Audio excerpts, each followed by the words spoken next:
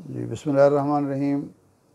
नाज़रीन, इक़्तिदार के ऐवानों में परेशानी है, पशेमानी है और एक दूसरे से बदगुमानी है। परेशानी का सबब वो हालात हैं जो इक़्तिदार के ऐवानों में महसूस किए जा रहे हैं। अवाम मुतमईन नहीं है, महंगाई बढ़ रही है, गवर्नेंस जो है वो नाम को नहीं है, तशद्दुद बढ़ रहा है, जराइम बढ़ रहे हैं और दहशत गर्दी में भी यकदम इजाफ़ा हो गया है, बलूचिस्तान में भी और खैबर पख्तूनख्वा के बाज़ इलाक़ों में भी। पशेमानी का सबब यह है कि बेइख्तियार इक़्तिदार लेने का हमें क्या हासिल। इससे तो बेहतर यही था कि ये जो कुछ हालात हमें दरपेश हैं इसका सामना इमरान ख़ान करते। और बदगुमानी इस बात पर है कि कहीं ना कहीं एक दूसरे के साथ गेम हो रही है। मुस्लिम लीग का अगर आप देखें तो मुस्लिम लीग में दो धड़े अब नुमायाँ हो गए हैं। शेख रशीद साहब तो शीन और नून की बात किया करते थे, लेकिन जो मेरी असेसमेंट है वो ये है कि लंदन ग्रुप और इक़्तिदार ग्रुप एक दूसरे के आमने सामने हैं।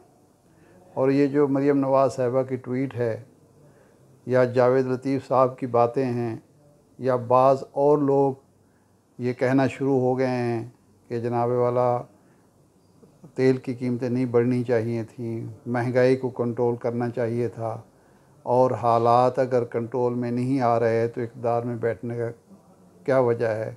तो ये नून लीग का जो लंदन ग्रुप है उसकी सोच है, जबकि इक़्तिदार ग्रुप ये समझता है कि हमने जब इक़्तिदार लिया था तो ये फ़ैसला शहबाज शरीफ साहब का नहीं था या मिफ्ता इस्माइल का नहीं था या शाहिद खाकन अब्बासी का नहीं था। ये फ़ैसला मियाँ नवाज़ शरीफ साहब का था। ये फ़ैसला मियाँ नवाज़ शरीफ साहब ने और जनाब आसिफ़ अली ज़रदारी साहब ने किया था और मौलाना फजलुर रहमान उस फ़ैसले में शरीक थे।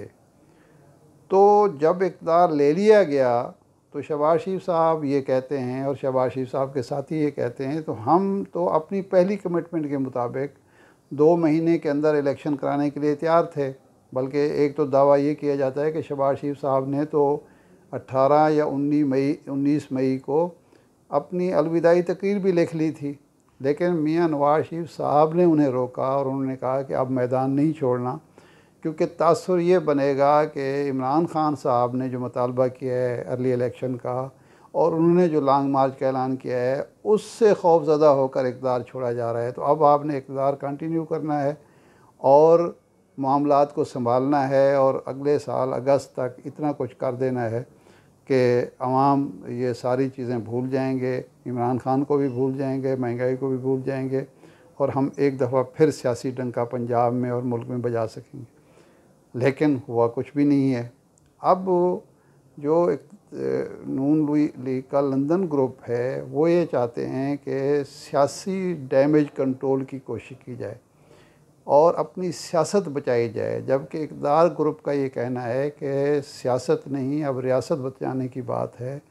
इक़्तिदार के जो ज़िम्मेदारियां हैं वो हमने पूरी करनी है। जो वादे वईद हम IMF से कर चुके हैं उनकी हमने 100% तकमील करनी है और वादे को ईफ़ा करना है। ये नहीं हो सकता कि हम मुआहदे करके मुकर जाएं और तारीख़ में हमारा बुरा नाम हो।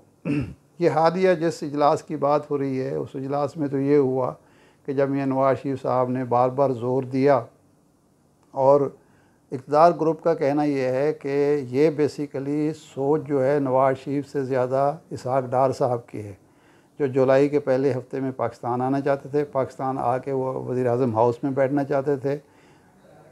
उन्हें ओहदा तो मनसब तो वज़ीर ख़ज़ाना का दिया जाता, लेकिन अमलन वो वज़ीर-ए-आज़म होते, डिफेक्टो वज़ीर-ए-आज़म होते, जिस तरह मियाँ नवाज़ शरीफ साहब के दौर में वो हुआ करते थे। सारे मामलात सियासी भी वही देखा करते थे, मुआशी भी वही देखा करते थे और इंतज़ामी मामलात में भी उनकी बात को हरफ़ आखिर की हैसियत हासिल होती थी।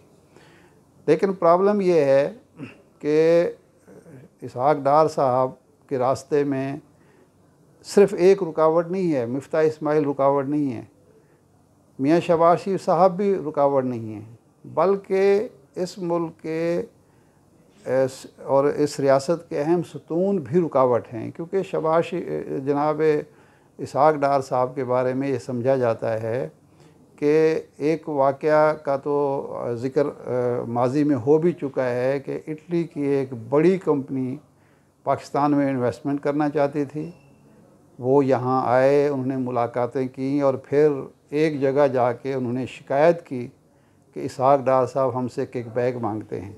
जब इसहाक डार साहब का आमना सामना कराया गया उस कंपनी के अहम फ़र्द से, अहम ओहदेदार से, तो इसहाक डार साहब के पास कोई जवाब नहीं था कि वो कोई झूठ बोल रहे हैं या गलत बयानी कर रहे हैं या ऐसा वाक़या नहीं हुआ। और उसकी वजह से वो बहुत बड़ी अमाउंट जो यहाँ इन्वेस्ट करना चाहती थी वो वापस लेके चले गए और इतला ये है कि वो इंडिया चले गए और पाकिस्तान उस इन्वेस्टमेंट से महरूम हो गया।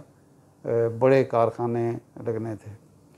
तो इसहाक डार को जब रोका गया तो ये तासुर नुमाया हुआ कि बेसिकली नवाज़ शरीफ साहब की जो ख्वाहिश थी, नवाज़ शरीफ साहब की जो प्लानिंग थी, नवाज़ शरीफ साहब जो चाहते थे मुल्क को जिस अंदाज में चलाना या हुकूमत को चलाना, उसके रास्ते में एक बंद बांध दिया गया है। और मियाँ नवाज़ शरीफ साहब ने जब गुफ्तगू की कि आप ये तेल की कीमतें ना बढ़ाएं, आप ये भी ना करें, आप वो भी ना करें, सियासत को तबाह ना करें, तो इक़्तिदार ग्रुप के अहम लोगों ने पहली दफ़ा नवाज़ शरीफ साहब के सामने ज़ुबान खोली और उन्होंने कहा कि मियाँ साहब, आप लंदन बैठे हुए हैं, हम हालात का मुकाबला कर रहे हैं, ज़मीनी हक़ाइक़ से आगाह हैं, अगर ऐसी बात है तो आप तशरीफ़ लाएँ वापस, आके फिर अपने तरीके से अपने अंदाज में यहाँ चलाएं। आप वहाँ बैठ के किस तरह हमें डिक्टेट करा सकते हैं। और ये बात ज़ाहिर बात है मियाँ नवाज़ शरीफ साहब के लिए बहुत ही तकलीफ़ दे थी। मियाँ नवाज़ शरीफ साहब इस बात को ताने के तौर पर लेते हैं, अपनी जलावतनी को, अपने लंदन में क़याम को। अपने ही लोगों से जब उन्होंने ये बात सुनी तो उन्हें बहुत तकलीफ़ पहुँची। ये ताना उन्हें साल डेढ़ साल पहले आसिफ ज़रदारी साहब ने दिया था और उसकी वजह से PDM टूट गया था। उन्होंने भी यही कहा था जब मियाँ नवाज़ शरीफ साहब कह रहे थे कि जी आप लोग डट जाएं, आप खड़े हो जाएं, मैदान में निकलें, ये करें वो करें, तो उस वक्त आसिफ ज़रदारी साहब ने PDM के इजलास में ये कहा था कि मियाँ साहब आप बाहर बैठे हुए हैं, फिर आप आएँ, हम तहरीक चलाते हैं, जिस तरह की तहरीक आप चाहते हैं आप क़यादत करें, हम आपके पीछे पीछे चलेंगे। लेकिन वो फिर मियाँ नवाज़ शरीफ साहब ने उस वक्त भी ऐसे ही किया, वो खामोश हो गए और फिर PDM टूट गया। तो अब भी उनके साथ यही हुआ है और इक़्तिदार ग्रुप जो है इस वक्त हावी है और जो ज़रदारी साहब हैं वो भी हुकूमत के साथ उनका इख्तिलाफ़ चल रहा है। उनका इख्तिलाफ़ भी शहबाज शरीफ साहब के साथ है। लाहौर में और पंजाब में जब हमज़ा शहबाज शरीफ साहब को वज़ीर आला बनाया गया तो आसिफ ज़रदारी साहब ने एतराज़ किया। वो नहीं चाहते थे कि शहबाज शरीफ साहब वज़ीर आज़म और यहाँ हमज़ा शहबाज शरीफ साहब को वज़ीर आला बना दिया जाए। और उनका ख़्याल ये था कि ये एक ऐसा फ़ैसला है, तबाहकुन फ़ैसला है, जिसकी वजह से पंजाब हमारे हाथ से, आया हुआ पंजाब हमारे हाथ से निकल जाएगा। और वो निकल गया। और उसकी वजह वो यही थी कि ज़रदारी साहब ने जब चौधरी परवेज़ इलाही साहब को मनवा लिया था, वो मान गए थे कि जी वो PDM के उम्मीदवार होंगे वज़ारत आला के लिए। तो परवेज़ इलाही साहब को ये पता चला कि मियाँ नवाज़ शरीफ साहब, मरीम नवाज़ साहिबा और हमज़ा साहब की जो कन्वर्सेशन हुई है टेलीफोन पर या स्काइप पर, उसमें इनके बकौल चौधरी परवेज़ इलाही साहब और परवेज़ इलाही ख़ानदान के बकौल नवाज़ शरीफ साहब ने कहा कि इनको बन जाने दो, ना इनके पास इख्तियार होगा और ना इनकी कोई साख होगी, आप ही ने हुकूमत चलानी है। तो एक दफ़ा मैं चाहता हूँ कि आएँ तो सही ना हमारी तरफ, उधर से तो निकले ना इमरान खान के हाथ से। तो परवेज़ इलाही को जब ये पता चला कि ये मुझे ज़लील कराने के लिए इक़्तिदार देना चाहते हैं, वज़ारत आला देना चाहते हैं और अमलन यहाँ हुकूमत हमज़ा शहबाज की होगी या मरीम नवाज़ की होगी, तो उन्होंने फिर मुनासिब समझा कि वो इमरान खान की तरफ चले गए और इस बात से आसिफ ज़रदारी साहब अगरचे बरमला तो यही कहते हैं कि हमारे साथ ज़्यादती की परवेज़ इलाही ने, लेकिन दिल से वो समझते हैं कि ये इनकी शरीफ ख़ानदान की हवस इख्तियार थी, जिसकी वजह से हमारे हाथ में आया हुआ पंजाब फिसल के दोबारा इमरान खान के हाथ में चला गया या परवेज़ इलाही के हाथ में चला गया, जो कि इमरान खान के हिमायती हैं। तो इस वक्त एक मुस्लिम लीग नून में और हुक्मरान इत्तेहाद में एक चपकलिश जारी है, वो लंदन ग्रुप कह लीजिए और वो इक़्तिदार ग्रुप कह लीजिए या कोई और नाम दे दीजिए, ये चपकलिश जारी है। और इस चपकलिश का नतीजा क्या निकलता है वो तो हम देखेंगे अगले चंद दिनों में, लेकिन इससे तहरीक इंसाफ को भी फ़ायदा हो रहा है, इमरान खान को भी फ़ायदा हो रहा है, और मईशत, डगमगाती मईशत जो है मज़ीद मुश्किलात का शिकार है, मज़ीद मसाइल का शिकार है, और इसकी फ़िक्र हर उस इदारे को है, हर उस शख्स को है जो पाकिस्तान को मज़बूत और तवाना देखना चाहता है। अब देखते हैं कि इस कशमकश का, इस तसादुम का, इस लड़ाई का नतीजा क्या निकलता है।